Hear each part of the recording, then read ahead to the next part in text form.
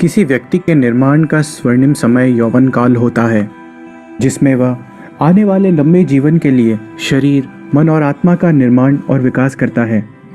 इसी नींव पर अपने जीवन का मजबूत भवन खड़ा करता है और उसका भोग करता है। किसी भी राष्ट्र के विकास की आधारशिला और ऊर्जा उसकी युवा शक्ति ही होती है। यही उसका आत्मबल और इच्छा शक्ति भी होती है। इसीलिए कहा गया है, वीर भोग्य वसुंधरा। राष्ट्र निर्माण के ताने बाने में यौवन के ही धागे होते हैं। अतः जो राष्ट्र अपनी इस ऊर्जा का संरक्षण और संवर्धन करता है, वह विकास के उच्च शिखर पर पहुंचता है। राष्ट्र के कृषि, उद्योग, शिक्षा, चिकित्सा, तकनीक, राजनीति रूपी चक्के को यही युवा शक्ति, ऊर्जा व गति प्रदान करती है। यह राष्ट्र की रगों में बहने वाला गर्म खून है, जो उसे चैतन्य और प्रगतिशील बनाता है। भौतिक व आध्यात्मिक दोनों के विकास में इसी ऊष्मा का तप सक्रिय रहता है। इतिहास साक्षी रहा है कि जब किसी राष्ट्र की धुरी लड़खड़ाई है, युवा शक्ति ने आगे आकर अपने पुरुषार्थ से उसे सुदृढ़ बनाया है। आज अनेक प्रकार की समस्याएं जैसे नशा, फैशन परस्ती, पाश्चात्य जीवन शैली, आस्था संकट, भ्रष्टाचार, बेरोजगारी देश की युवा शक्ति पर आरूढ़ हैं। आज युवा शक्ति को आत्मबोध एवं अपने सांस्कृतिक गौरव से परिचित कराना समय की मांग है। वर्ष 2011 की जनगणना के अनुसार हमारे देश में 35 वर्ष तक की उम्र की 65% आबादी है। यह युवा शक्ति जिधर चल पड़ेगी, देश भी उधर ही चल पड़ेगा। अतः देश का भविष्य अब युवाओं के हाथ में है। यह युवा शक्ति ही राष्ट्र शक्ति बनकर राष्ट्र को समृद्धि, उन्नति एवं प्रगति के मार्ग पर ले जाएगी। युग ऋषि पंडित श्रीराम शर्मा आचार्य जी ने युवा की अद्भुत परिभाषा दी है। युवा वो है असंभव जिसके शब्दकोश में नहीं, जो बाधाओं को चीरकर अपना मार्ग बनाता है, जो परिस्थितियों का दास नहीं, उनका निर्माता, नियंत्रणकर्ता एवं स्वामी है, जो भाग्य नहीं, अपने कर्म पर विश्वास रखता है, जो उमंग, उत्साह, जोश से जीता व सुनहरे भविष्य के सपने देखता है, जो स्वयं सब कुछ करके गौरव अनुभव करता है और विश्व में कुछ अनूठा करना चाहता है। असमंजस व अवसाद की स्थिति से गुजर रही युवा पीढ़ी को दिशा देने का काम एक चिंतक ही कर सकता है। नमस्कार। वर्ष 2006 में देव संस्कृति विश्वविद्यालय के दीक्षांत समारोह में पूर्व राष्ट्रपति डॉक्टर एपीजे अब्दुल कलाम व श्रद्धेय डॉक्टर प्रणव पंड्या जी, जो विश्वविद्यालय के कुलपति भी हैं, मिले और इन दोनों चिंतकों ने मंथन किया कि युवा पीढ़ी को एक सृजनात्मक मंच देने की आवश्यकता है जो राष्ट्र निर्माण में सहायक हो। यहीं से दिया की नींव रखी गई। I am indeed delighted to participate in the second convocation of Dev Sanskriti Vishwavidyalaya. I am very happy that this institution has been created with a motto of developing the divine culture, which is of utmost importance to us while we are on the path of transforming India into a prosperous, happy and peaceful society. We have the responsibility of transforming India into a developed nation before the year 2020. It is an endless journey through knowledge and enlightenment. Such a journey opens up new vistas of development or humanism, where there is no scope nor room for pettiness, disharmony, jealousy and hatred or enmity. It transforms a human being into a wholesome whole, a noble soul and an asset to the universe. God bless you.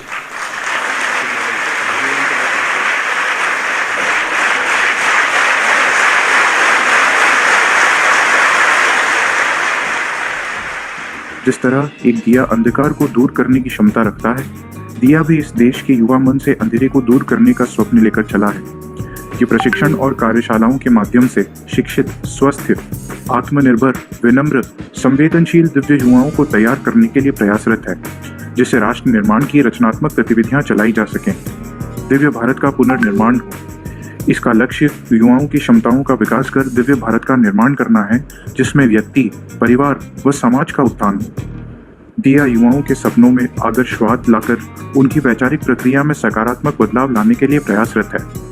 वैज्ञानिक अध्यात्म के माध्यम से युवाओं में देवत्व की अभिव्यक्ति, दुनिया में सद्भाव के साथ सतयुग की वापसी इसका परम उद्देश्य है। इस तथ्य की महत्वता समझते हुए वो डॉक्टर कलाम के भारतवर्ष को वर्ष 2020 तक एक समृद्ध राष्ट्र बनाने के स्वप्न की ओर युवा शक्ति को अग्रसर करने के लिए दिया इस महान राष्ट्र के युवाओं के लिए एक आंदोलन है जो मजबूत सिद्धांतों और यथार्थवादी लक्ष्यों पर आधारित है।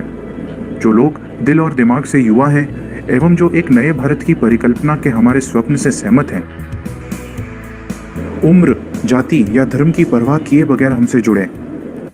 मुझे विश्वास है गायत्री परिवार के दिया आंदोलन के माध्यम से देश के युवाओं में वो संवेदनाएं प्रकट होगी, सामाजिक जिम्मेवारियां प्रकट होगी, एक साहस की वृत्ति पैदा होगी, कुछ करने के लिए, कुछ कर करके दिखाने के लिए जीवन को लगाने की इच्छा होगी। देश के लिए जीना सीखो इस मंत्र के साथ। इस आंदोलन से जुड़कर आपके जीवन में खुशी एवं एक नए उत्साह का संचार होगा। साथ ही अपने राष्ट्र को नई ऊंचाइयों तक ले जाने में आप गौरवान्वित महसूस करेंगे।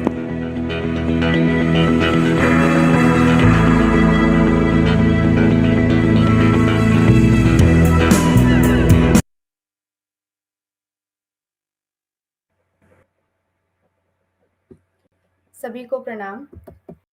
मैं स्निग्धा श्रीवास्तव गुप्ता ऑल वर्ल्ड गायत्री परिवार के यूथ विंग दिया मुंबई की तरफ से आप सभी लोगों का जो हमारे साथ फेसबुक, यूट्यूब आदि के माध्यम से जुड़े हैं, आप सभी का आज की ज्ञान सभा में स्वागत करती हूँ। इससे पहले कि हम आज के क्रम को आगे बढ़ाएं, आप सभी से निवेदन है कि हमारे साथ एक बार मन ही मन एक छोटी सी प्रेयर बोले। Let us all pray to the Supreme Power to enlighten our intellect and guide us to the righteous path.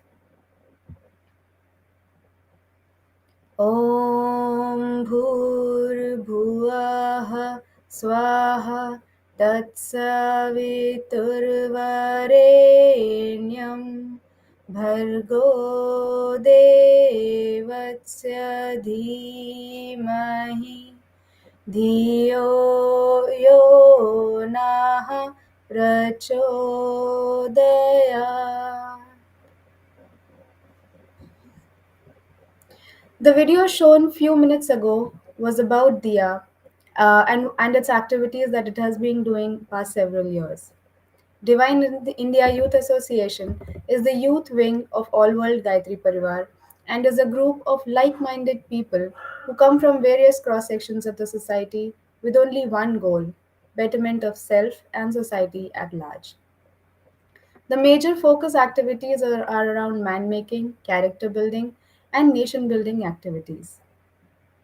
Amongst the primary objectives of DIA, protection of environment, creating awareness about de-addiction, reforming education, disaster management, conducting camps, workshops, etc. on yoga and stress management, and various skill development activities are at the forefront. I'd also like to quickly share a brief introduction of the platform that we are all at today, the Gyan Sabha series.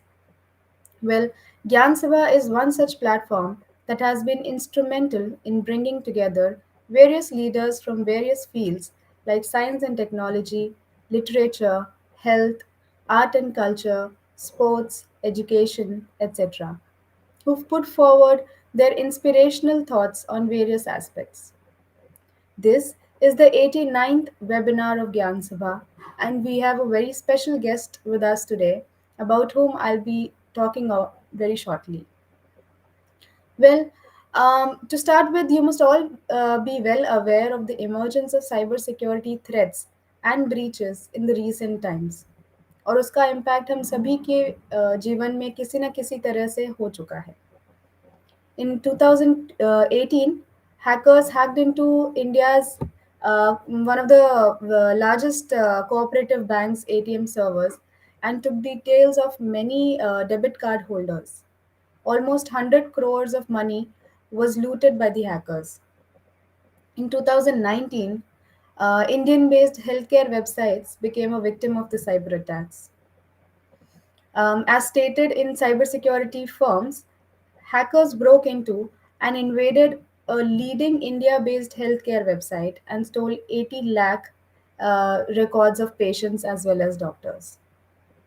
Not only the BFSI sector, which is banking finance sector, but also the healthcare sectors and across sectors we've seen these attacks. We're all well aware of the Zomato breach, where the credentials of about 17 million users were stolen from its database back in 2017. 2021 has been no less a year that has seen cyber attacks. In fact, cyber attacks की संख्या पिछले साल और भी ज़्यादा बढ़ गई थी.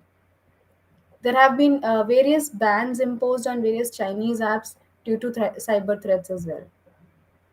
और वर्क फ्रॉम होम के दौर में अटैकर्स और भी ज़्यादा सक्रिय हो गए हैं और इस पैंडमिक में काफ़ी ऑनलाइन फ्रॉड्स भी देखे गए हैं.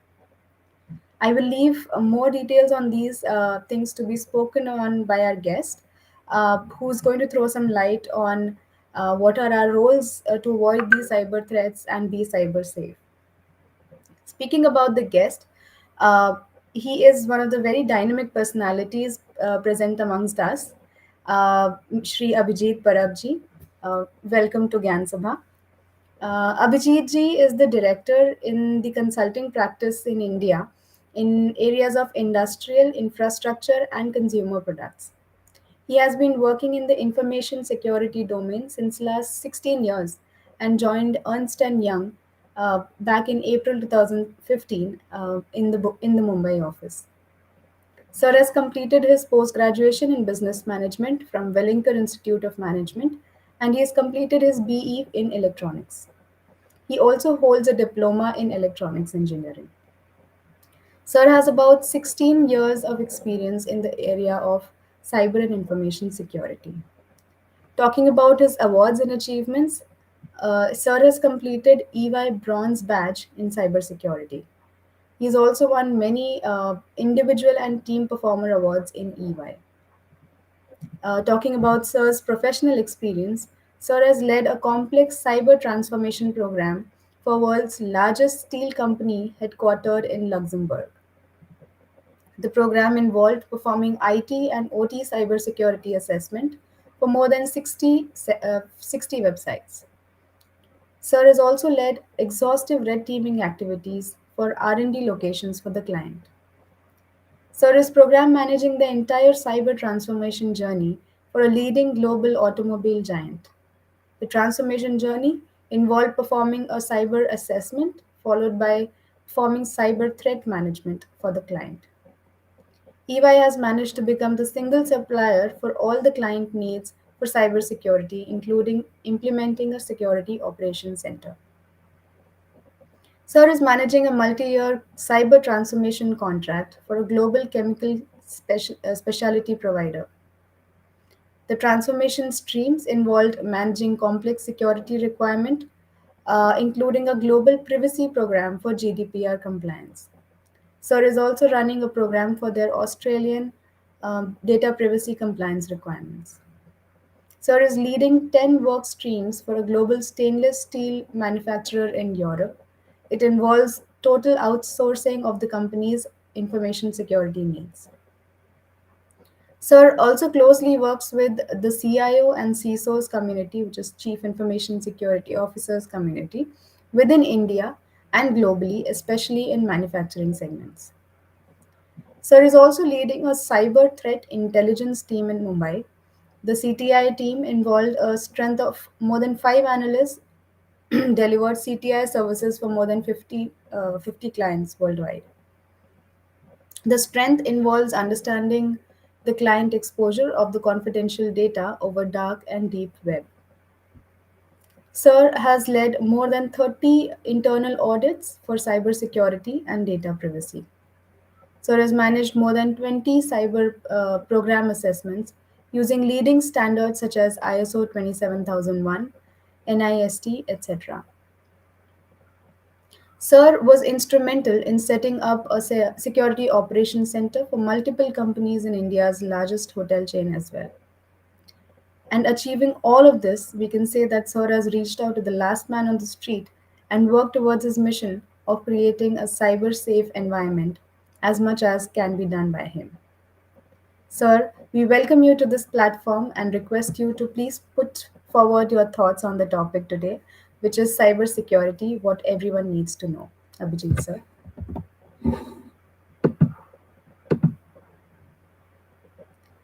Sir, could you please unmute yourself? Yeah, am I audible now? I think. Yes. Thank you for your kind introduction and having me on this platform. Uh, and I think, as you rightly set up the context on the cybersecurity and the various risks that we all see. Uh, so today's session is more about not only telling what can go wrong, and now we all know what are the risks, and we all have faced it. Every day we read into newspaper, we read into any articles that this company is hacked, this person lost so many money, some bank account compromise, some credit card account compromise. I think it has become a sort of a daily affair, day to day, and it's going to increase going ahead, because we as an individual, that the comfort the technology brings to all of us, by doing ease of doing business, the work from home scenarios. We have multiple gadgets today. We have our laptops, mobile phones, multiple mobile phones, social media accounts, Facebook, Twitter, Instagram, smart TVs, smart cars, smart refrigerator, smart air condition, smart watches. And obviously, everything is getting smarter, right? So even the criminals are getting smarter. And that's where it calls for sort of a more awareness and more knowledge in terms of what needs to be done in terms of protecting oneself from a cybersecurity attack or a cybersecurity incident. Today's session, I will try to give some examples and some do's and don'ts that one needs to know in terms of protecting ourselves from getting caught into some of these attacks or some of this incident that can happen to us. I'm sure all of us would have faced some or other incident. Some would have lost money, some would have not lost money, some would have uh, able to detect it, some may not be able to detect it. But then it's a good idea to know what can go wrong and what one should take care about. So today's session is more about being aware and letting us know, or at least uh, at least whom do I contact, what do I do, and to protect ourselves. So that's going to be the today's flow. I have a small presentation. It has some videos also. The idea is to showcase to you in terms of what can happen in the event there is a cybersecurity attack, and what we need to take care of it. Yeah. So I'm just sharing my screen. I hope it is visible. Uh, I'll not spend much time, but I think it's a starting point. We all know there are many attacks that has happened in India, in globally. I just picked a few of them from the newspaper today, uh, and it is not about sometimes about individual. It is sometimes about our nation also. Today's wars at time are not only limited to attacks in our border. Today, the enemy tries to attack our infrastructure, like our power sector, telecom sector, our airline, healthcare. And if they are come under attack through a cybersecurity breach, the entire country could be brought on to standstill. And we noticed some of the incident recently. Uh, though there is not a confirmed report, but there was a mega power outage in Mumbai where the entire city was in darkness for almost 2 hours, and uh, there is a possibility that it was a result of a cybersecurity attack. Uh, there was a nuclear power plant attack in our Kudakkammangalam nuclear power plant in Tamil Nadu, which is also been thought as a cybersecurity attack. The West Bengal uh, electricity also faced some sort of a similar attack. Air India was attacked, where thousands and lakhs of customer data was compromised. Now, these are some instances which are there in media, which are there in public domain. There are hundreds of such instances which may not be there in public domain. There are hundreds of such examples where people have lost money, lost some personal data, pictures, images, videos been getting stolen, and many more. So, so, so this is the risk we are living in, and I think I'll not spend more time in terms of the attacks. We all will get through the newspapers. We'll read it, watch it come. But I'll spend time in terms of telling you what is a cybersecurity attack, what kind of an attacks are possible, and that's what I want to utilize the time today. So we'll have some 35 to 40 minutes of session, and we'll leave it more at a question and answer session after that, right? So there are typically two types of attack when somebody will try to uh, get an attack into. Typically, the first type of attack, we call it as a malware, which is sort of a software program or an unauthorized program. It is a code. It is a sort of a, we call it as a virus or an infection, which will try to come into your computer, into your mobile phone, into your laptops, desktop, by some means. So किसी को आपके machine के अंदर आना है, और क्यों आना है? क्योंकि आके आपका इंफॉर्मेशन स्टील करना है, and that is nothing but called as a malware, right? So this is done through techniques which somebody doesn't understand. हमको पता नहीं चलेगा, हम unknowingly कोई लिंक पे क्लिक कर देंगे, हम unknowingly कोई वेबसाइट पे चले जाएंगे which is not safe, unknowingly download some app from the mobile which is not safe, and through that some malware can come in our computer, right? That is called as a malware, right? That's the first technique that somebody will try to reach to your systems, reach to your computer, reach to your mobile phone, right? The second kind of an attack that will happen is called as social engineering.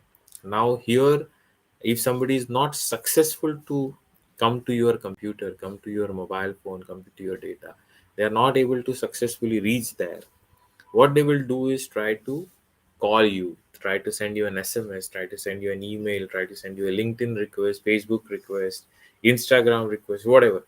They try to be friend with you, okay? And by becoming friend, they will try to gather more information about you, and using that information, then they will try to attack you, okay? That's the second way, which is called as a social engineering. Okay, so typically all kind of an attacks, maybe in companies or at individual level, will happen to this through two techniques. It is either a malware or a social engineering, right? So that is the starting ground about it, and we will talk about both of these techniques in detail. We'll have some videos, we'll have some images which will tell you what does this technique mean, and we will have some real life examples also. Yeah. So I'm just playing one video. Uh,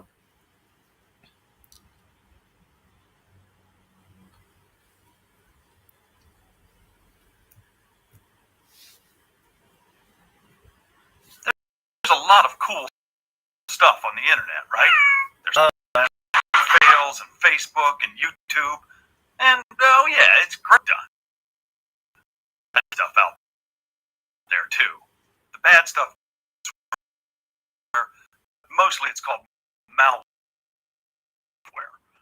Malware's all over the internet. It sits on unsecure websites, browser apps, but it can also be USB drives or PDF file or visit wrong site, and whammo, it's on your computer. Once there, it can replicate itself and spread to other computers. Most often, malware captures like credit card numbers or passwords or corporate secrets, and it sends it back to the who created it. Those big data breaches you read about, that's right, malware. There are a lot of tools to protect against malware. At home, there's antivirus software and firewall. At work, your IT more to keep malware. But these tools aren't enough, and that meant first, you've got to turn on your baloney detector and delete those weird emails that come your way. If they look fishy, be true, they probably are. While you're at it, unknown attachments or USB drive you don't trust. And finally, don't ignore those alerts to update your software. They usually contain security patches that keep you from the latest threats. If we're all smart, we can avoid malware, the internet around for fun and shopping and, oh right,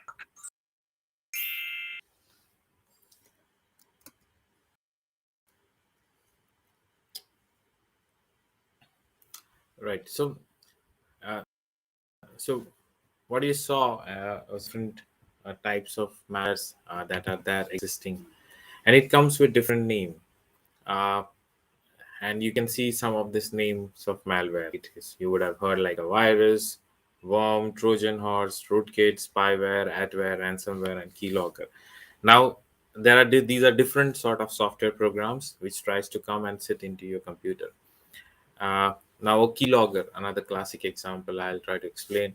These are typically type of programs which actually captures what you are typing onto your keyboard.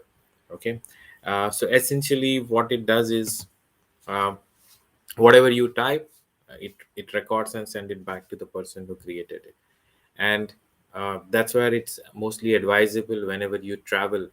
Okay, whenever you are doing some transaction on a computer or on a mobile phone which is not your, okay, you don't own that device, you don't own that computer, you don't own that mobile phone, just be careful about what transaction you are doing. Especially, let's say, I'll give you an example. Let's say if you're going uh, to an airport, okay, and you have to catch a flight, and somebody tells you, okay, please, you need to do some banking transaction, and you could see a lot of desktops there on the airport terminal. Okay, you don't know whose desktops they are typically mostly kept there. But let's assume you want to do that transaction, and you do that using that desktop which is there on the airport. It is possible that that desktop could be fitted with something called as a keylogger. So whatever you type on that desktop could get recorded. Let's say you type your username, you type your password, it is easily recorded through that desktop, and it is sent to the person who is monitoring it. And hence, if you would have seen many of the new age banks now, let's say, and I'll give an example of an SDFC bank, because I use SDFC bank. They have created something called as a virtual keyboard. Okay, so if you are doing any transaction from a machine or a laptop or a desktop which is not yours, आपका खुद का नहीं है, किसी और का laptop desktop है, then better use that virtual keyboard where you don't need to type anything on the keypad. So you just do a click on the alphabet, so that if the machine is fitted with a keylogger, your data is not recorded there. Okay, first of all, avoid doing any financial transactions or any critical or an important document. Avoid sending it from computers which are not yours, or if you're using any public computers, cyber cafes, or places which it's you don't have, or hotels, or places which where the computer is not yours, you don't know what it could be fitted with. Okay, so that's typically of keyloggers. Viruses, adware, spyware, these are typical infections which tries to come and sit into your computer.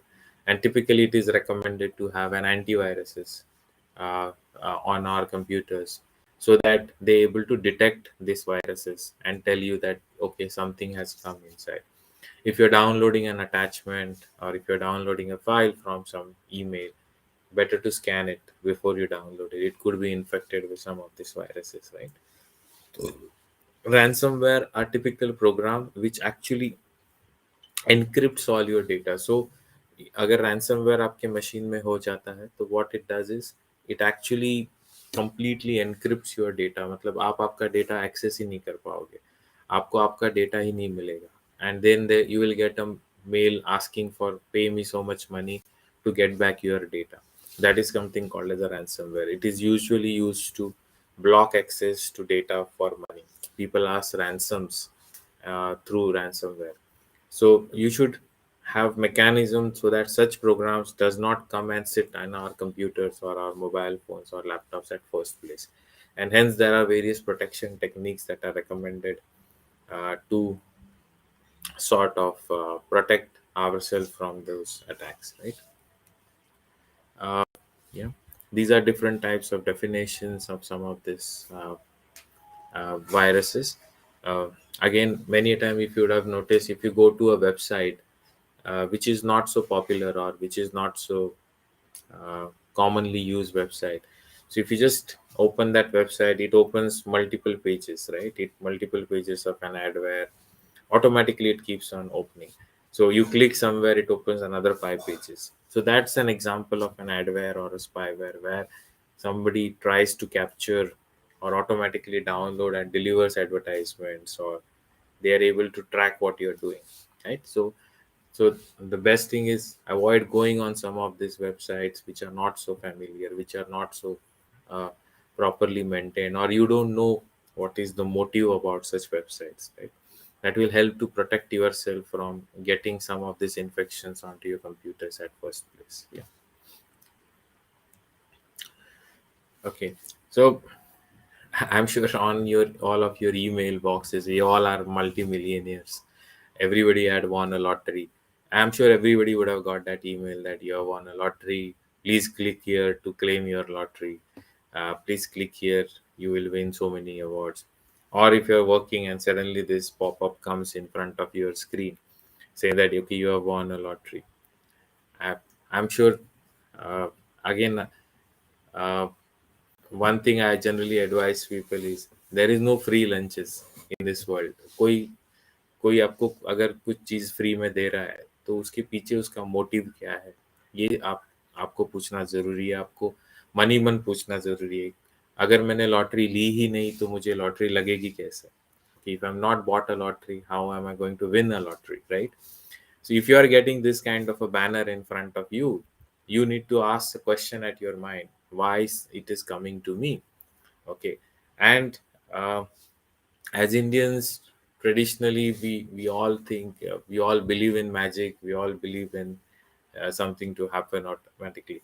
But there is no magic in real life. Nobody is going to pay you millions of dollars or lakhs of rupees like that. Okay, I'm sure there is a hidden motive to it, right? And hence, if you get such kind of an emails or such kind of a banners at your computers, please don't act onto it. Just close this program or delete the email. It will stop you from further problems that happen.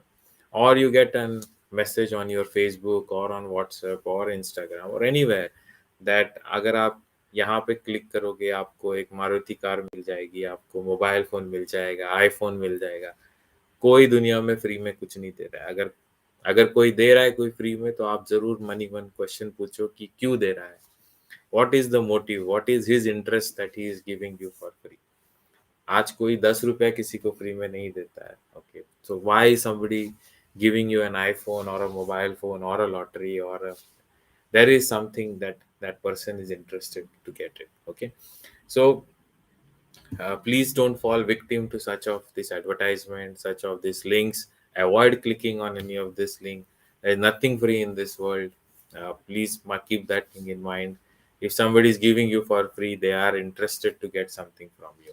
So many a time, what will happen if you click on this OK, or when you click and try to claim the lottery, it will ask you for your email address, it will ask for your mobile number, it will ask for your bank account so that we could transfer your lottery uh, award in your bank account. So these are the next steps that are going to follow, right? So just be careful about all of these things before you actually uh, getting a victim onto this, right? Avoid clicking on any such claims as they could contain some form of a malware. This is how you get an entry of malware. When you buy a new phone, when you buy a new laptop, it is not infected. It is what you do with that phone, it is what you do with that laptop, it is what you install in that laptop, it is what sites you go makes it unsafe, right? So avoid clicking on any such claims. Okay. Yeah, never trust any of these pop-ups or anything that comes to your screen. It could be a virus, it could be a malware, it could be an infection which wants to come and sit into your computer and to steal your information. Yeah, just shut the web page. It will, or delete the email, or just delete the message that has come. It will save you from any other things going ahead. So we spoke about malwares. Now let's talk about around social engineering. Now, as I said, when somebody is not able to uh, get access to your information, and that information or data could lie in your laptop, desktop, mobile, anywhere. So they will try to get access through other means. Now the other means could be social engineering. Now social engineering ये एक तरीका होता है कि जब कोई इंसान आपसे बहुत फ्रेंडली होने की कोशिश करता है, वो आपको ये जताने की कोशिश कर रहा है कि मैं आपको जानता हूँ, ये जताने की कोशिश करता है that we know each other, और if you talk to me you could get benefited, or if I talk to you, or if you have more friendship with me or relationship with me, you will gain about something from me. And that technique is called as social engineering. Even if you read the definition, it refers to psychological manipulation of people into performing actions or divulging confidential information. So this is a psychological technique to manipulate people or make them forced to do some action that will help, or that will make them to do certain action or provide a confidential information. Now that's typically called as social engineering. Now there are different ways of social engineering. There is something called as a phishing, pretexting, wishing, tailgating, and baiting. Now phishing, what we call it as, many a time you get emails, right? And in the email, you will get that. Let's take an example of this lottery. And dear Abhijit, you have won this lottery. Please click here to claim it. Or you have won this award. You would have got numerous SMSs these days. Ki your credit card is getting expired. Please click here to renew it. Please submit this. Please do that. So constantly it plays on your psychological mind, and they keep on trying to reach out to you. The idea is to force you to click on something. The idea is to make you to do something so that you reveal your information. They want you to give your pin number, they want you to give your CVV numbers, they want to give your ATM pin or your mobile pin or whatever. The idea is to, they want to gain access from you, right? And these techniques are called as social engineering techniques. Okay, it could come through an email, that is called as a phishing. It could come through a phone call, that is called as a wishing. Okay, it could come through as an SMS, that is called as a pretexting. Okay, uh, many a time in especially in your offices, when your doors are locked through an access control door, or at even your societies, or where do we stay, if we have locked the door and you find somebody asking you, can you just allow me to come inside, मेरे को इधर जाना है, मेरे को ये काम करना है, मुझे इनसे मिलना है, उनसे मिलना है. And sometime we, in the context of helping somebody, we allow an access. Okay, आ जाइए, ये मेरा कार्ड यूज करके चले जाइए. So that is called as tailgating. So these are different ways that somebody wants to reach to the place or get information and gather information about self, and use that information to uh, make people forced to do a social engineering, right?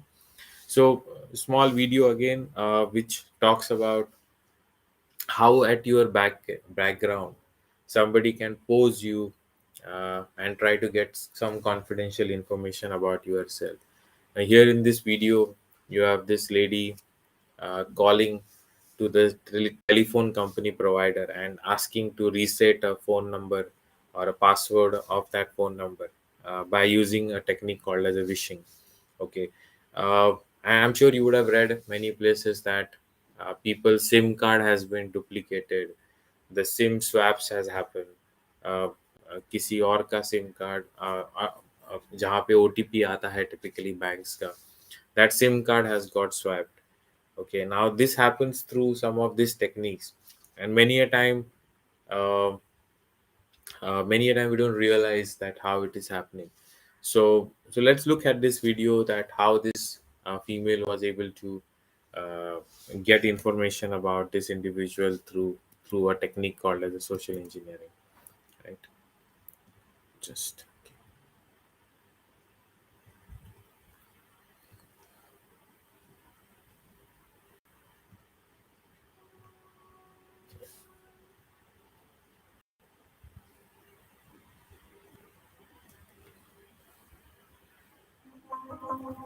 So I invited a few of the world's best hackers to try to hack me and show me where my vulnerabilities are.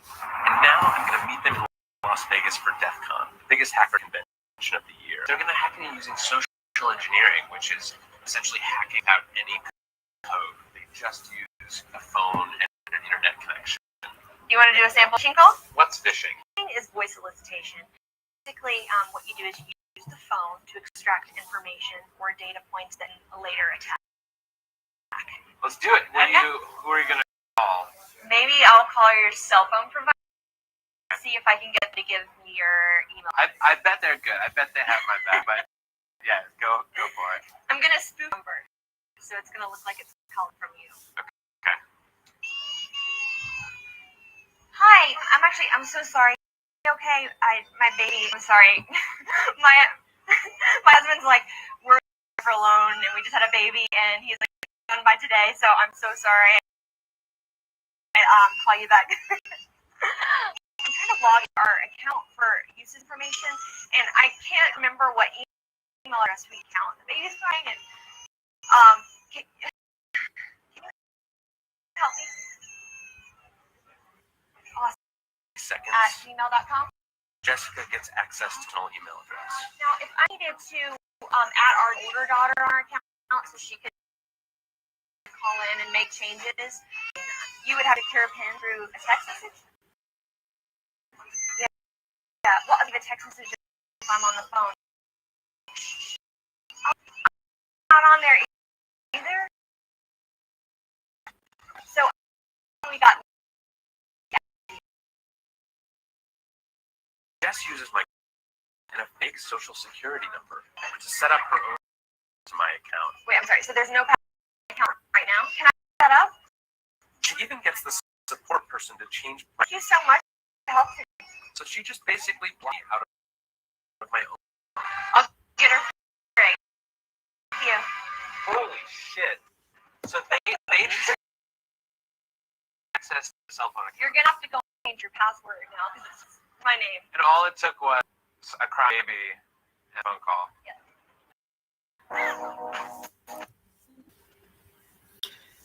Right, so that's typically an example of wishing what you just saw, like somebody acts on behalf of you and try to force you, the other person at the other end, to get access or get information about you, right? That's not actually called as wishing. Now what you see on the screen is actually a message that I got in the morning. Okay, so I thought, I was just preparing the presentation for today's session, and this just got to my SMS today.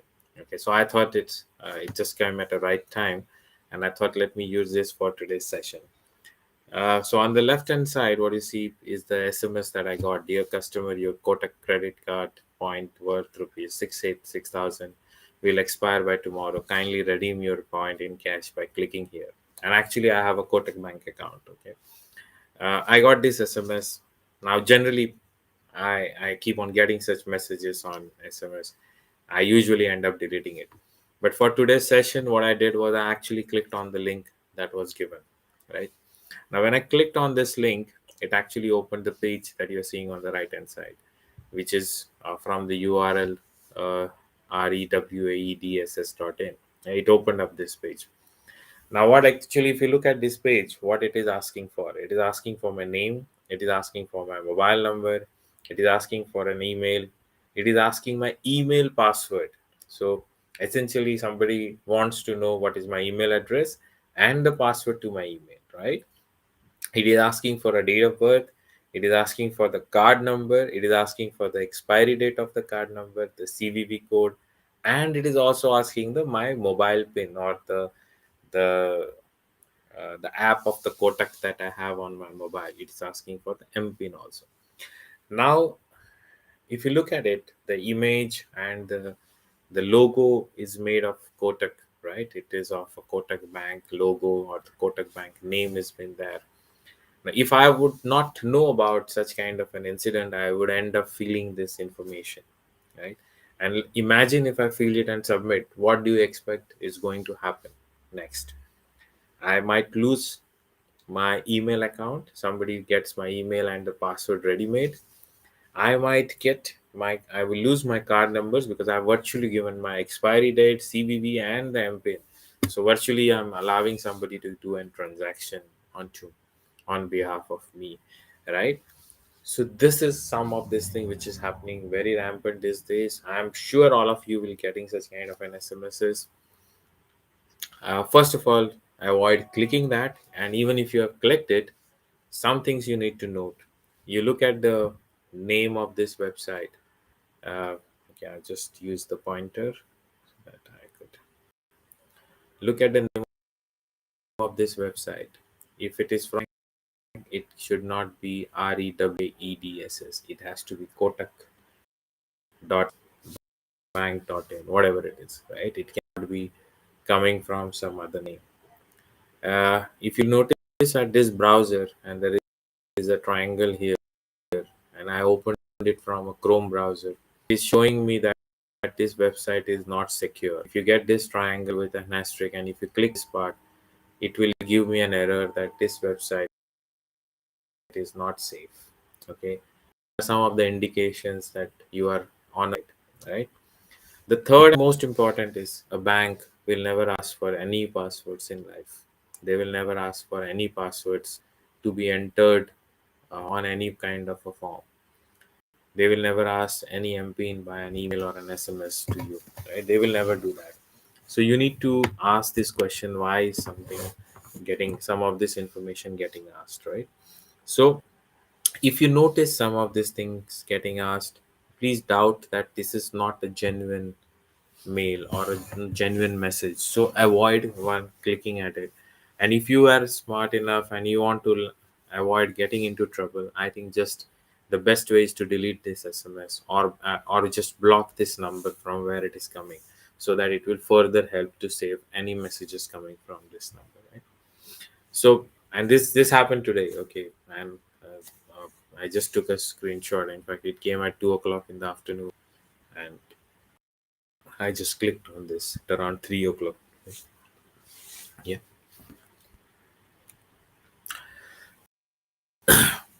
Now, what you saw, these two examples are typically a social engineering means where somebody is trying to get information about you, right? We saw about phishing. It's sort of an email or an SMS or a message coming to you.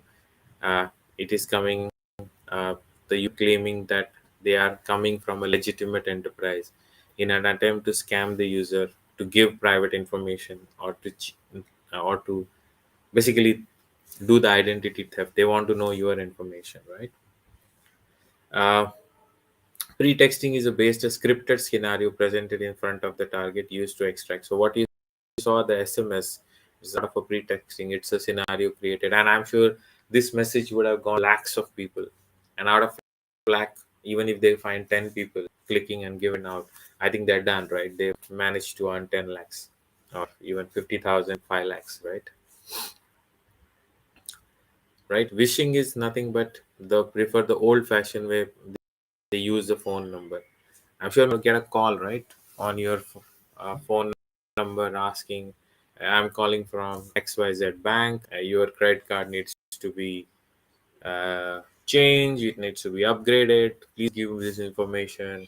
Or they kind to be befriend you, want to get more information, etc., etc. Right? That's called as a wishing. Baiting is something where somebody comes and just leaves a infected USB drive onto your machine. So if you it's basically uh, if you leave your computers or something like that, and if you're not around, somebody comes and put up an infected machine into your computer. So the idea is to just steal information, whatever that is in the machine. I think tailgating, we spoke. If somebody wants to follow you through a restricted areas, that's typically called as tailgating. So avoid. I know as humans, love to help each other, but sometimes if you are working in a confidential area or an area where somebody does not need to have access other than you, please, you can ask or refer that person to the security desk or a visitor desk, and you should not help in a motive there. Somebody's motive could be something else, right? Right, these are some of the tips to find phishing. One, the email doesn't come from a known source, it comes from an unknown source. There could be spelling mistakes, there it could be the links that you saw, the Kotak Bank message coming in, uh, but the link is opening at somebody else, right? It could have a spelling mistake, it could have some stupid designs, there will not be signatures. Okay, it could be a generic email coming. So just when you see some of these things, I think just delete those emails or delete those messages. It will help to for your further problem that could get arise by clicking or something, getting in scammed into it. Yeah. Okay, I think this was more around setting up the context, what can happen, whatever the attacks possible. Now let's spend some time on what should I do, right? What should you do? And I think, as the line says, the first line of defense for every attack is you. So basically, if you actually delete the mail at first place, or you delete the SMS at first place, it helps in terms of uh, going further complicate things, right? It helps you to safeguard yourself. So let's speak about what should you do. Yeah. Oops, sorry. Most important, turn on automatic updates. Now, what do you mean by updates? I'm sure in your mobile phone, if you go to a Play Store, let's say if you are an Android user, and अगर आप आपके Play Store में जाओगे, वहाँ पे there is a drop down on my app, my apps, and updates. Okay, whatever updates are coming, जो आपके applications आपके मोबाइल में है, उसके related जो updates है, please enable कीजिए, so that every update helps whenever the company who is owning this app, or the phone company, let's say if you are using a Samsung phone, or if you are using an Apple device, they keep on sending updates, right? So if you have not enabled these updates, your machine or your computer or your mobile phone does not get the latest patches. Now, what do you mean by patches? For you to explain or एकदम simple भाषा में समझाना है, तो let's take an example of a coronavirus today. What is happening? It's a pandemic, right? uh, अगर आपको corona से बचना है, तो you have a vaccine, right? अगर जब तक आप वो वैक्सीन नहीं लोगे, तो मे बी आई थिंक आपको इससे कोरोना से बचाव नहीं होगा. So vaccine is important for you. Now, if you don't take your vaccine, maybe you are vulnerable to a coronavirus getting infection from it, right? So your updates are nothing but like a vaccine for your machine. Somebody has reported a virus somewhere, or there is an attack that has happened somewhere in world, that has got been discovered by Microsoft or by Apple or by the Google, and hence they have sending these updates to machines, they are sending updates to laptops, they are sending update to your mobile phones, and that's called as an automatic update. So if you automatic updates, your machine will not get an update, right? Enable your automatic updates. Second, act multi-factor authentication. Now, what does it mean? So, Aj, uh, if I want to get access to your phone or your laptop, the only thing that stops me is your password. I need to know your password. If I get access to your password, I could get access to your computer or your mobile phone. And hence, many people use easy passwords, because remember करने को आसानी रहती है, तो हम easy password use करते हैं. लेकिन वही हैकर्स को पता चलता है 90% of our passwords would be either our mobile numbers or of name of our husband, wife, spouse, children, and those information is available on Facebook these days. So my name at the rate 123, India at the rate 123, password at the rate 123, mobile number at the rate 123, or something so obvious, right? Which an attacker or hacker is easily able to decode.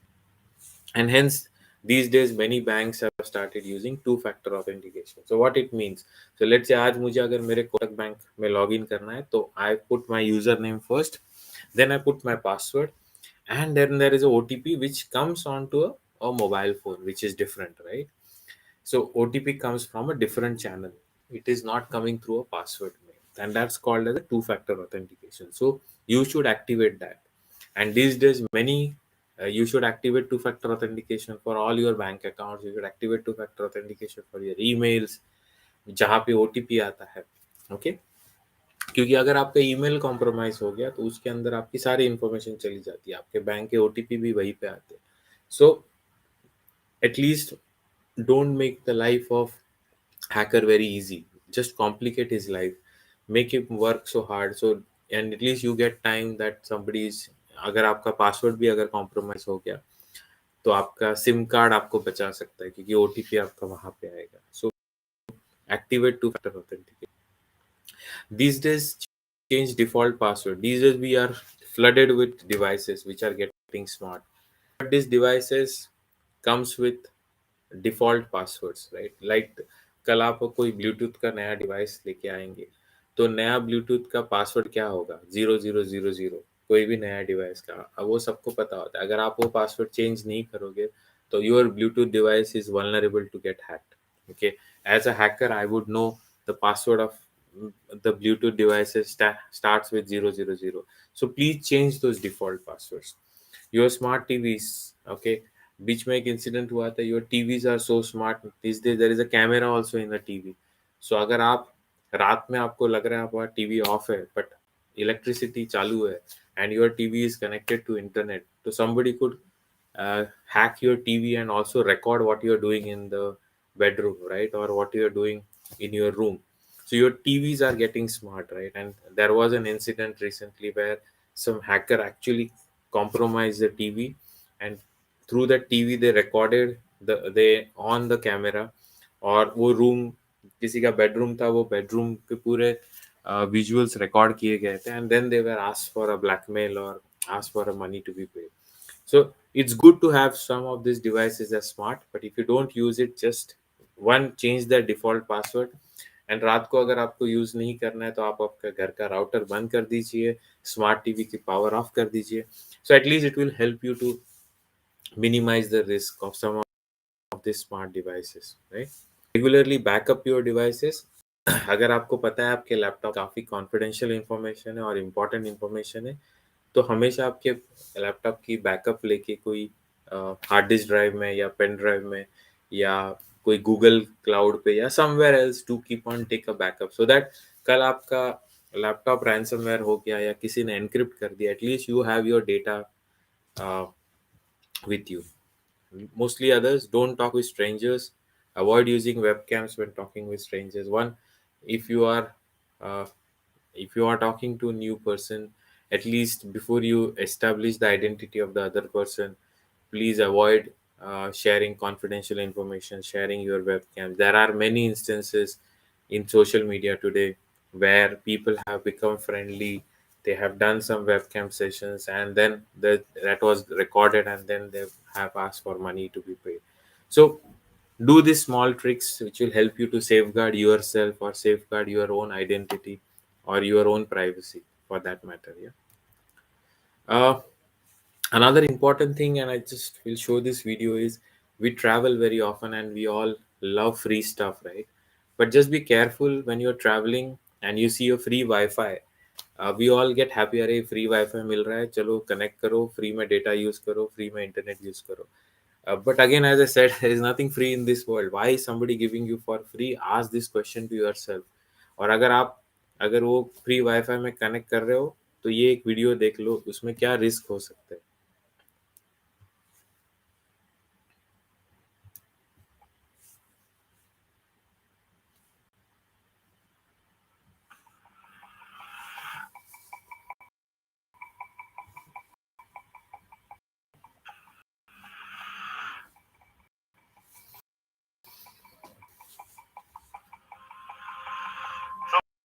We're actually not in Changi, so this is that anyone actually come up with any Wi-Fi name they want.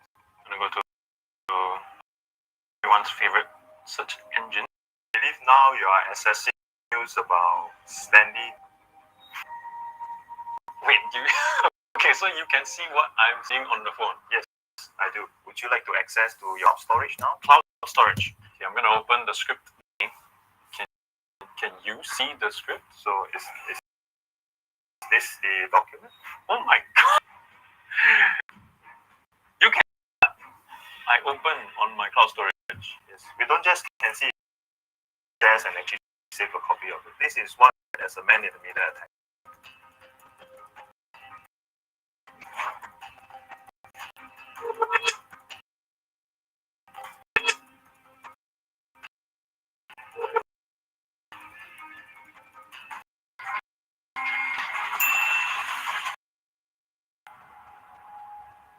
So with the app itself, they trigger a lot of stuff. And this that is actually just sent to us. Yeah, without you knowing. So there are many occasions whereby the user would uninstall a profile into the mobile device. Correct. This is what we have just observed earlier. Yeah, we can actually trigger the remote recording without you knowing. So this could also extend to the camera and any other features of the mobile. So basically, you have control over my phone. Correct. But how do I turn off my microphone? Turn off my camera? I might as well just turn off phone and then that's it, right? Yeah, the best way to use a mobile device. This is really quite very scary also. Okay, what's the worst thing that can happen to me if I get hacked like that? With the information actually stolen here, anyone could easily impersonate who you are dealing, some information of your friends or your loved ones as well.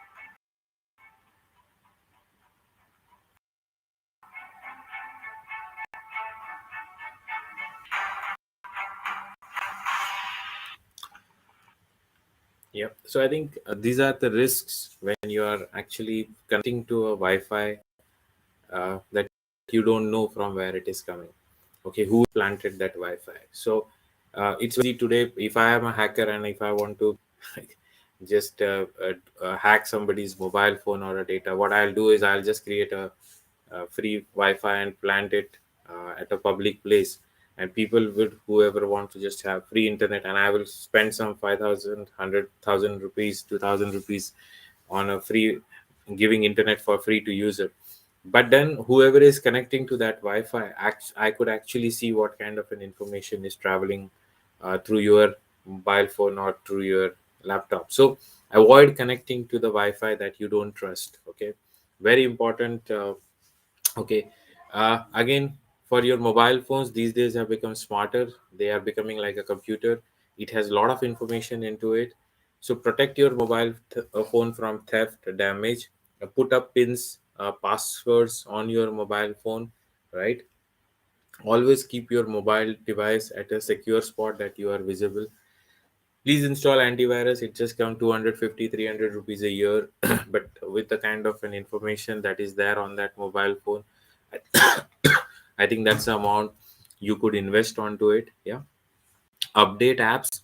As I said, these updates are like vaccines. So the moment you don't update your app, it is vulnerable to new attacks. Okay, so keep on updating your app as soon as possible, right? uh, Make sure you do your passcode or a touch ID. I'm sure how many of you use Paytm or a Google Pay.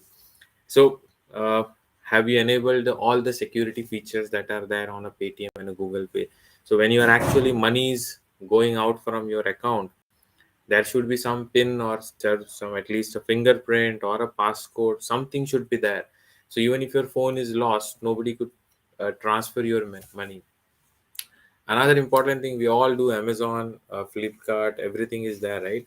And it has made our life very easy. It has saved a lot of time from buying. Everything can happen in 1 minute, 2 minute. You can buy, purchase everything. But we have become more and more lazy, right? Nowadays we are also saving our credit card numbers or credit card into that app itself. So your entire credit card is there, your entire CVV is there, expiry date is there, everything is saved in that card, because we have become so lazy that you're frustrated to type also.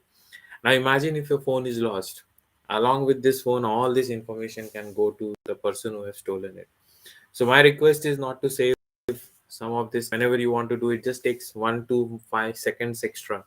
You can always type your credit card number. Now, don't save it. That will help even if when the card is lost, even when the phone is lost, it will help in terms of protecting your information, right?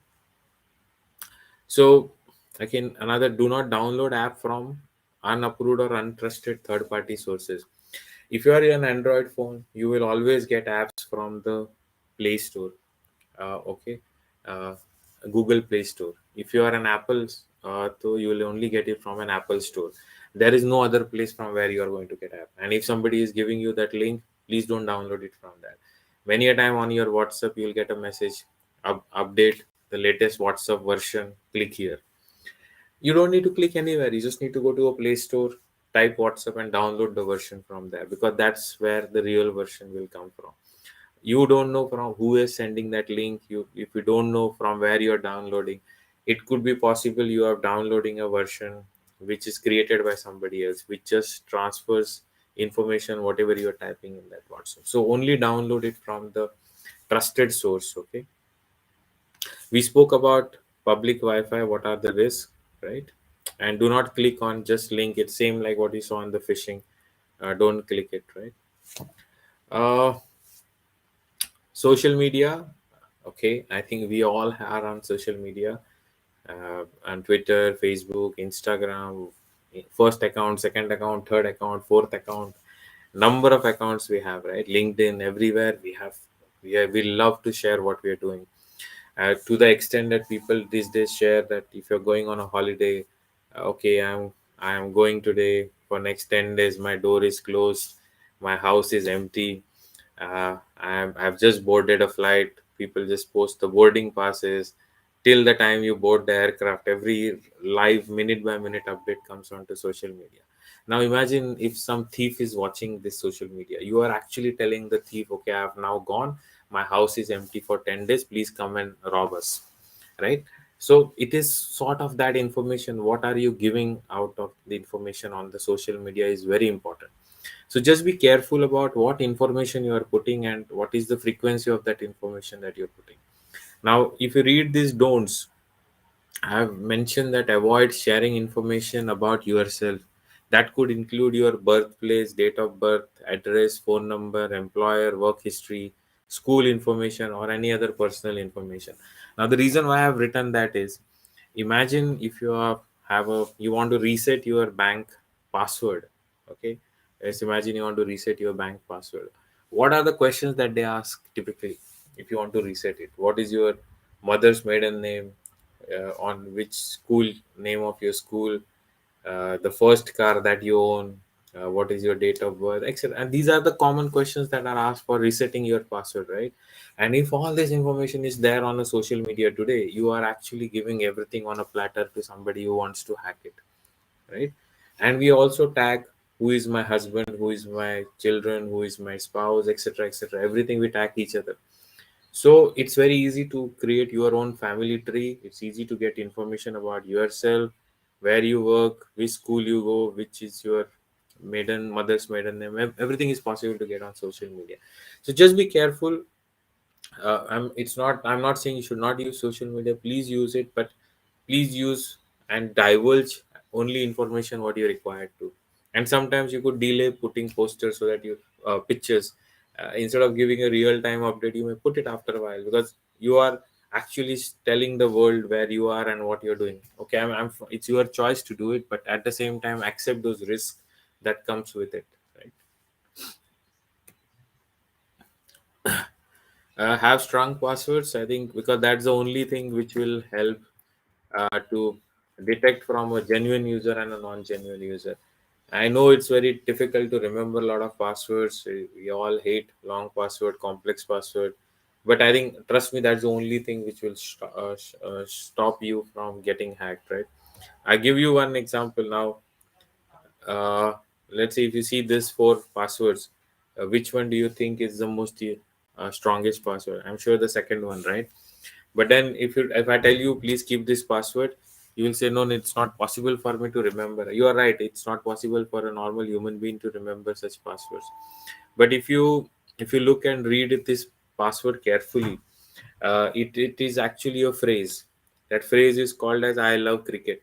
Okay, now what I have done here is I have replaced some letters with uh, with some characters. So for example, I have replaced I with an exclamation mark, I replaced O with a zero.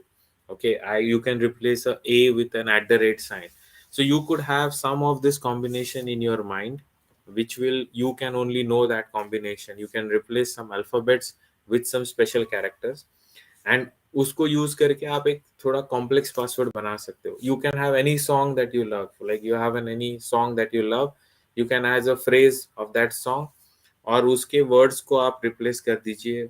Zero को, ओ को zero कर दीजिए, ए को @ कर दीजिए, आई को exclamation कर लीजिए.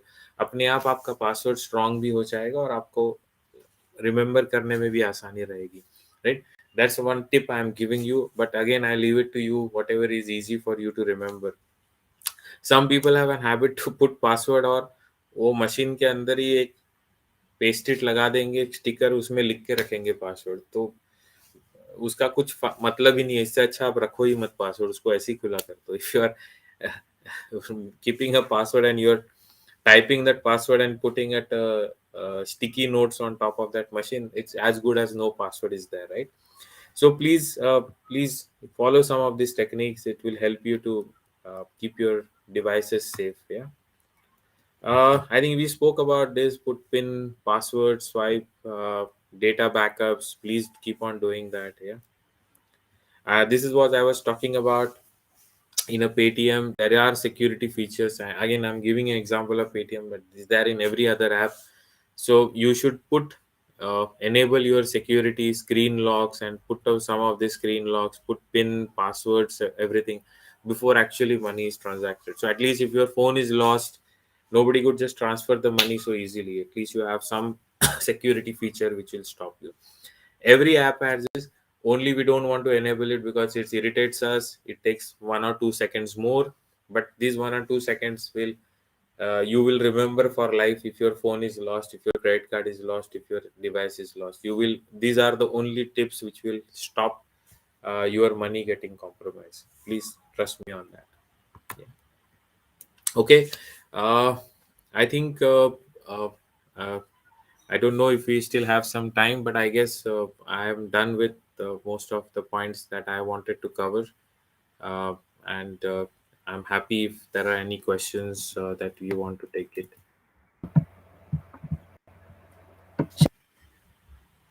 So, sir, it was indeed a very enlightening talk, and you have very well put together all the things that the youth should focus on while being a cyber user. And needless to say, you touched upon such complex topics in such a simplistic language and through audio, video, and thank you so much for that, sir. Uh, I would just quickly touch upon a few things that were a takeaway from your lecture today about the malwares and the social engineering attacks. Uh, about being careful while using the public assets at in airports and hotels, etc. Uh, how you can use your virtual keyboard to avoid keylogger attacks, being careful about the adwares or the spywares, and about the all the lucrative things like you won a lottery, etc. I think you made a very clear point on how attackers can pose a sense of urgency and try to get data out, and you showed them through videos uh, and the very recent Kotak Bank incident. Thank you for displaying these things and explaining in such a simplistic way. You've also touched upon how to identify a fraud website, the do's and don'ts for the users, and very rightfully said, the first line of defense of every attack is you. Thank you so much, sir, for spreading that little and very required awareness. Thank you for that. On behalf of All World Gayatri Parivar and Diya, I assure that we will work together in future wherever our synergies meet.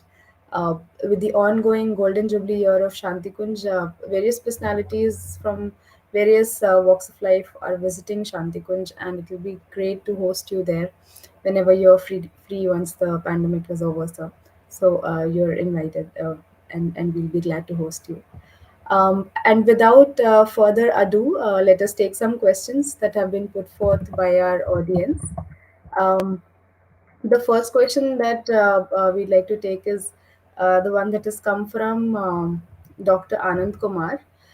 He asks that in the present scenario, when children are using the internet, small kids are attracted to these messages and emails, etc. How to keep our kids away from these, particularly when there's a phishing or a pre-texting scam?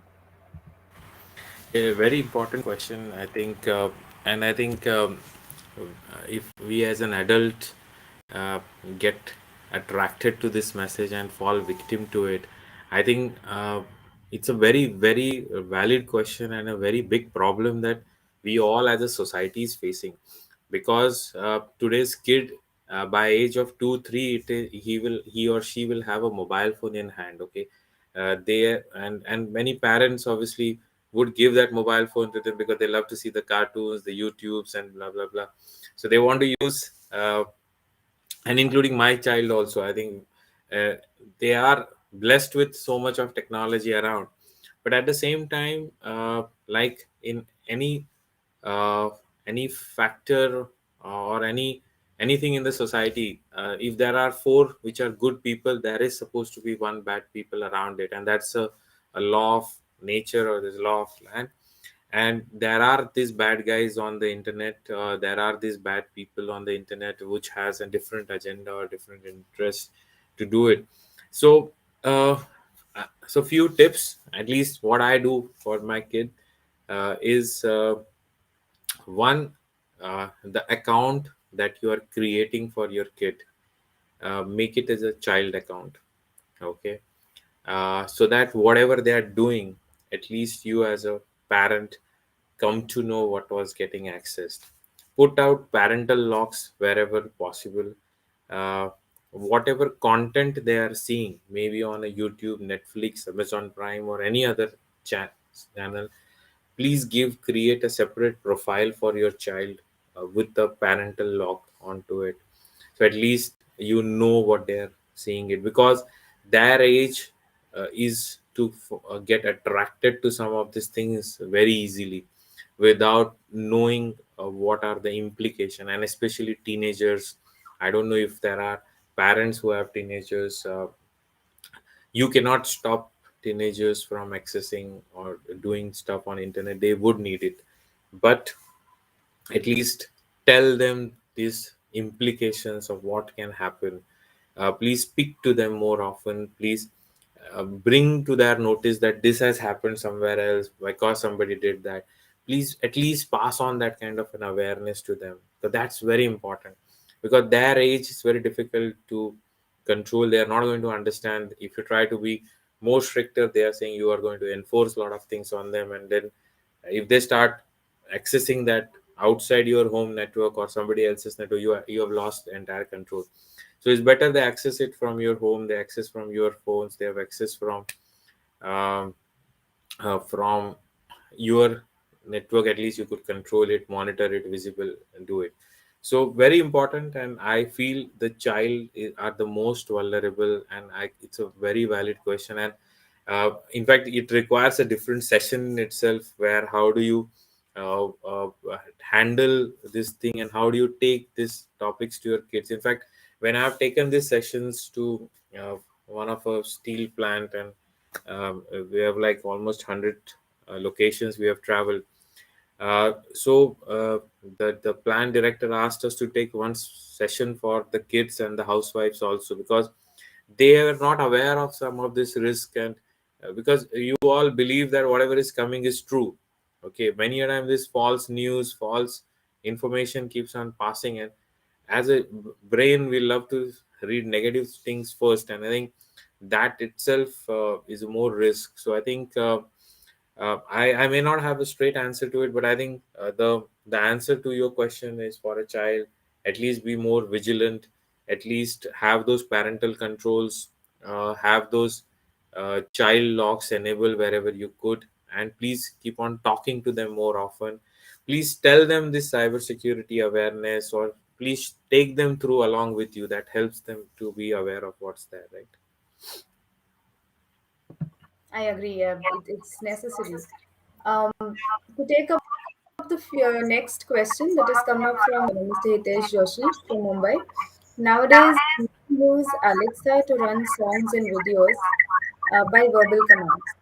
How vulnerable is its use, and is it really safe to have Alexa listening to you?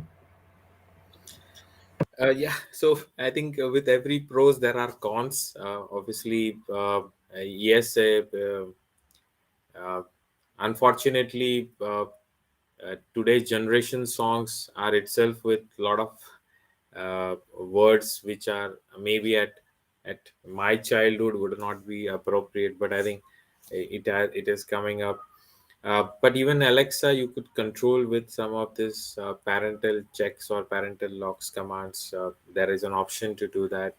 Uh, uh, so please, if you could go through these profiles and try to search that, I'm sure there are ways in which you could at least control your child from opening up some of the sites or videos which are inappropriate for them.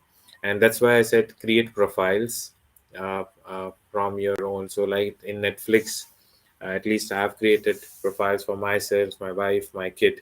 So and put a password to each of this profile, and maybe let your child use the profile created for him, and it has parental guidance and the checks. At least ensure that he does not reach out to the wrong sites. Also, there are apps today especially designed for kids, which you can install uh, onto the device that you're giving to your kid. So if you're giving a laptop to your child, you could install that software onto that laptop, or you could install that software onto the tab that you're giving to your child. Now that tab will tell you what your child is doing, okay? Or that tab automatically filters or blocks certain words from getting typed on a search. So you have those softwares today which will help you to control or monitor your child what they are doing, okay? So you can utilize that if you would want to further keep sort of a control on what your child is doing on that. Yeah. Right. Thank you so much for that. The next question is coming from Divyesh from Kota. Are all the softwares downloaded from Play Store always safe? It's a good question, and I think the answer is no. Uh, though it is okay, now I'll give you an example. There are two most commonly used platforms that are available. One is your Android, and one is your Apple. Now, the Android one is created by Google, and you have a Play Store, which is the place from where you download this software.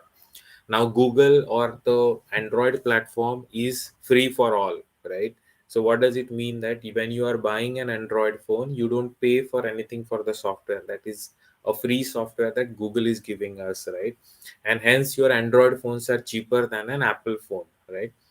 So the reason it is giving for free is Google is interested to collect our privacy information or private information and use it for selling purpose, or recommending us for advertisement, or so if you just want to try it out, you just book an airline ticket, book a ticket from Mumbai to Delhi, and just send that ticket onto your Gmail ID. Okay, automatically on your day of travel you will get a reminder coming from Google that you have a flight today. Looking at the traffic condition, you need to start from 2 hours before the departure time, or whatever. Now what does it tells you? It tells you that Google is, yes, reading your emails. Google is knowing where you are doing. You, if you are searching some of this thing, automatically your Google search will give you the hotels of the place where you are going. It will give you some rental options, it will give you for car rental, and automatically you will start seeing the advertisement of all those things coming across to it. Now it is coming because Google, yes, is reading your information. And when you are installing Android software, we don't read anything, we say I agree, and you have no choice. So you have to press I agree. When you do that I agree, you are giving Google that permissions to read everything. Okay, so you have no choice on the Android part. Now, coming back to your questions, because we don't have a choice, it's an open platform, it's a free to all platform. Hence, anybody, if I want to create an app today, I can create an app and host onto a Google for free. There are no charges onto it. So, there is no restriction on people who can create an app and host onto the Google. because there is no restriction, you don't know the intention of the person who has created that app. Okay, and when you download the app, we would have all seen that it asks for permissions, right? And when we give all those permissions, so you are giving that app that permission, access to your phones, videos, and blah blah blah, whatever permission it asks for it. Now when you have given that permission, then that app has access to all that information on your phone.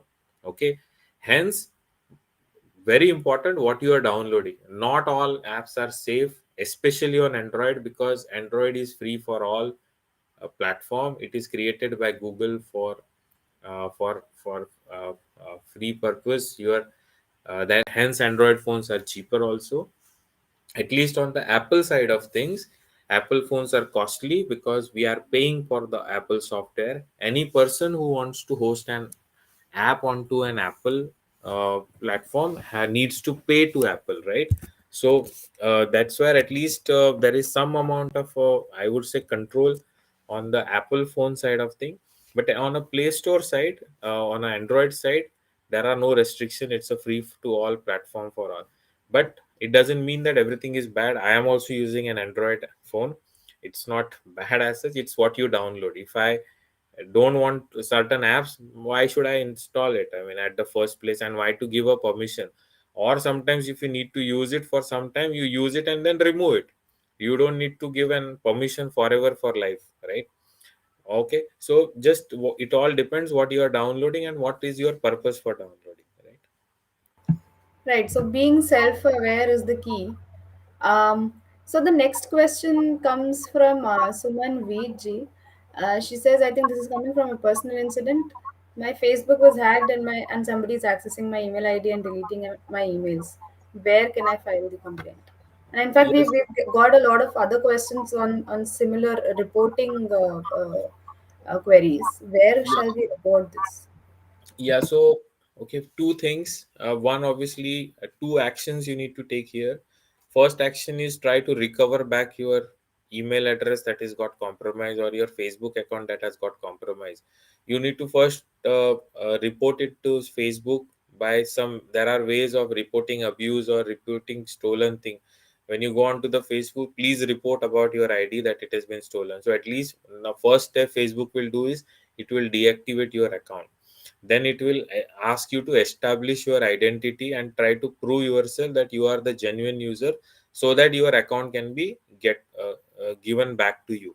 So first thing you need to do is, again, I'm not very clear on your question, because you're saying your Facebook was hacked and somebody is accessing the email. So I think ideally, either your Facebook and email both would have got compromised. Hence somebody is possible to access uh, emails and deleting email, because through Facebook does not give access to your email account. Okay, so if your email has got compromised, so whichever is your email provider, if it's a Gmail or an Yahoo, you need to do the similar thing. You need to raise a query or a complaint with to Gmail to block at least your account at first place. So by blocking it, at least it will stop you from doing it. Now, you have a choice to go to a cyber cell for filing a complaint. But if there is no financial thing, or if there is no financial loss that has happened, or something confidential that have got stolen or misused to you, maybe they will not entertain you, because there is no visible crime that has seen here. Here, if it's just a stolen email or a compromised account, there are ways you could recover back your Facebook and email. So first try to recover back your account. However, if there is something through your ID that has that has been misused, which has resulted into a loss of funds, or resulted into some of your personal data like your pictures or videos getting used in a wrong manner, yes, you could approach the cybercrime. Every state has a cybercrime police station designated. You need to find, I don't know from which place you are calling. If it is from Mumbai, it is in BKC. In BKC there is a cyber police station designated for cybercrime, so you could approach that. So every state has it. You may Google for your state, and you could approach to the cybercrime for the help. So, Thank you for that, sir. The next question is coming from Neetu. Is it safe to use password manager applications? Yeah, again, a very important question. Honestly speaking, which password manager app you're referring to is very important, because there are many of them. And as I said about Android, who has created is very important. If it is not through a reputed organization or a standard organization, I would strongly discourage to use any of this password manager app if it is not coming from a reputed organization. I can tell you about the government of India has recently created something called as a DigiLocker. So you could use that facility which is provided by government, and every bank associated has now giving that option of a DigiLocker. So you could use that DigiLocker for managing some of your confidential information and storing it into DigiLocker. That is at least coming from a reliable source and a safe source that I am aware of.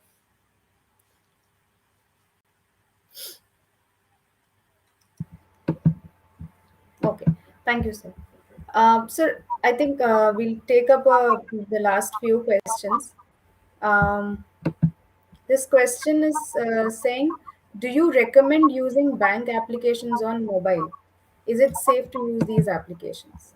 Yeah, I think every app is safe when it is coming from the trusted source. So when I'm saying every app is safe, let's say if I'm a Kotak Bank or an HDFC Bank or an ICICI Bank, the ICICI owned app, Kotak Bank owned app, and HDFC owned app is the safe app because the bank is releasing it, and banks are mandated by RBI to perform security checks on all of this app on a quarterly basis. So every app goes through a cybersecurity check on a quarterly basis from agencies like ours. So we are third party agencies who review and basically sort of certify, which the bank also has to produce to the Reserve Bank of India that they have done the same, right? So this app by default are safe. Okay, you, there is no problem on those app. However, now where are you hosting that app is very important. Now if your phone itself has become vulnerable because you have downloaded 20 other things on that phone, which makes your phone unsafe, and if you have downloaded a safe app of a bank on an unsafe phone, then your phone app could also become unsafe. So that is very important, that where you are installing that app. I'll give you another example, and I know this incident has happened with a person that there is an app which gives a complete screen share access to the other person. Okay, so it is sort of a sharing the screen. Now this person had a bank app on the phone, and the person called through this social engineering technique and said, I'm calling from the bank and I need to do some maintenance, blah blah blah. So you need to install one particular app. Now that app was actually to give the entire screen share access to the other person. Now that this person downloaded that app, installed the screen share, and because now the screen share was there, so the other person could see whatever you are doing on your phone. Okay, so even though the bank app is safe, everything was safe, but now because you have installed this screen share app, you have made your entire phone vulnerable for an attack. Okay, so this person lost some 5 lakh rupees on a net banking transaction because uh, that person has given a screen share app, and he or she was following all the commands of the attacker which he was giving. So the OTP that came onto your phone, he could see the OTP because the screen share was there. Okay, so by default this app are safe, you can happily use it, but what you are putting onto your phone additional to this app is also very important, and be vigilant about it. That's what I would say. Right, sir. Uh, Thank you so much. I think you have beautifully answered all that our audiences have asked. I once again thank you so much, sir. And I also thank all of our participants for joining us today. We hope that you take something back from sir's session today and reflect upon it, how to be more cyber safe. We hope to see you again in next week's Gyan Sabha with a different thought leader on a different topic. Next Sunday, which is 23rd of January, we will have Dr. Avkash Jadhav ji. who is the head and associate professor, Department of History from St. Xavier's College, Mumbai, who will be speaking on the undying legacy of Netaji Subhash Chandra Bose ji. Uh, Netaji's birth anniversary also falls on the same day, 23rd of January. So please do join us. You all can stay updated with us on our social media platforms. Please subscribe us on our YouTube channel, and you can also share your feedback with us.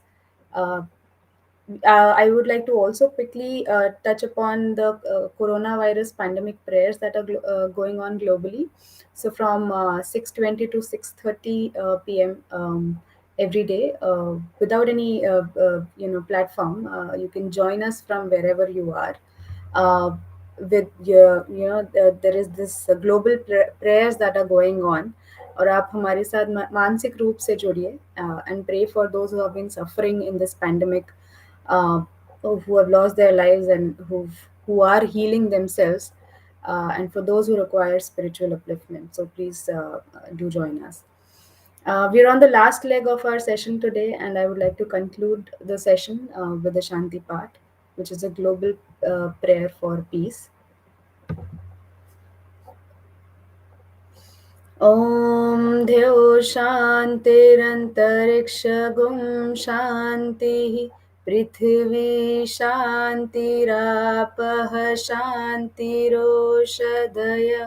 शान्ति वनस्पतयः शान्तिर्विश्वे देवा शान्तिर्ब्रह्म शान्ति सर्वगुं शान्ति शान्तिरेव शान्ति सामा शान्तिरेधि ॐ शान्ति शान्ति शान्ति सर्वारिष्ट सुशान्तिर्भवतु.